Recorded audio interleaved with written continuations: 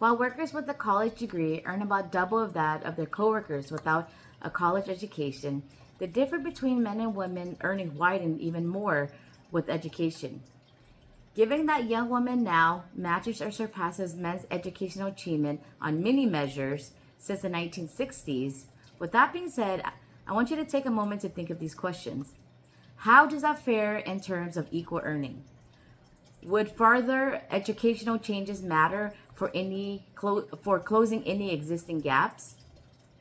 Reported in the United Nations Educational, Scientific, and Culture Organization, for every 100 female pursuing higher education around the globe, 88 male students are enrolled. According to an article by Elise Gold, the genders breaks down the number of the wage gap for men and women with comparable education. The wage gap widens with higher level of education attained. Among workers with a high school degree, women are paid 78.6% compared to men. And with a college degree, women are paid 70.2% compared to men. And with an advanced degree, women are paid 69.8% compared to men.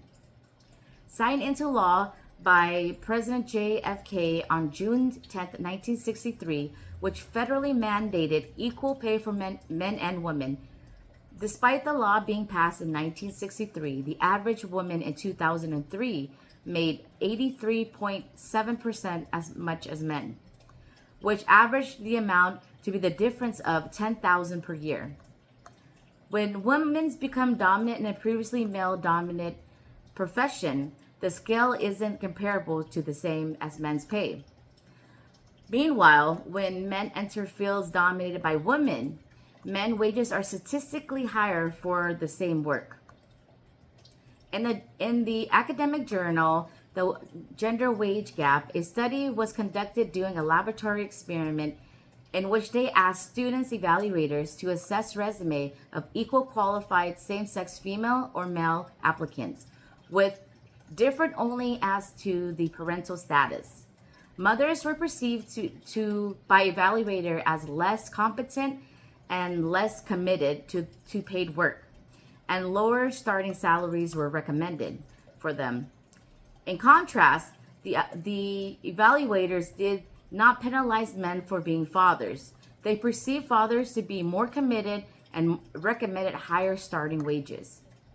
Furthermore, later on, there was a study done with a lab field experiment in which they sent resume and cover letters from fictional equal qualified same-sex applicants to employers advertising for jobs. They found the prospective employers called mothers back only about half as often as non-mothers, while fathers, there was no disadvantage in their hiring process. The pay gap was larger for women who had at least one child under the age of 18 living under their household, compared to mothers who didn't have any children at all at home. The last job that I worked at for 3 years was a male-dominant job, and I actually came across a spreadsheet on a company Google Drive that outlined the pay for several new hires.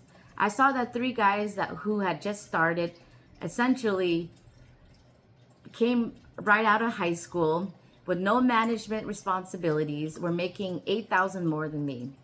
I went into a meeting with my boss to ask for a raise and was told there was no money for another raise, being that I received a pay bump a few months ago and there was no money in the budget. I mustered the courage that next day to put in my 2 weeks. After that experience, I never allow myself to ever be treated by a company like that. My time is money, and the energy I use to help build up the company I work for needs to value and understand that my time at work is time away from my family. Because there are so many different factors that influence the gender pay gap, there is no one-size-fits-all solution to the problem. With that being said, there are varieties of different strategies that could significantly increase parity between men and women. That includes raising the minimum wage, promoting transparent pay practice, increasing workplace utilization, and providing robust paid family and medical leave with workers with families.